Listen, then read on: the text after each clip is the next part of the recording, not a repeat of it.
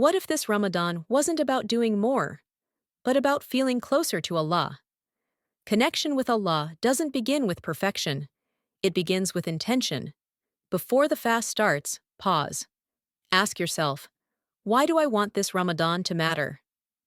Step 1. Simplify.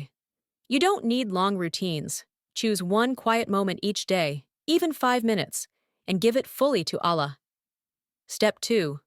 Speak honestly in dua. Not fancy words, not rehearsed phrases. Just your real heart. Allah already knows your struggles. Dua is how you invite Him in. Step 3. Listen. Slow down during prayer. Recite with presence, not speed. Let the Quran reach your heart, even if it's just one verse.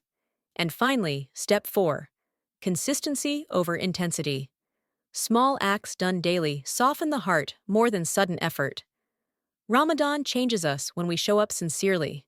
Not perfectly, but truthfully. This Ramadan, don't chase more deeds. Chase closeness.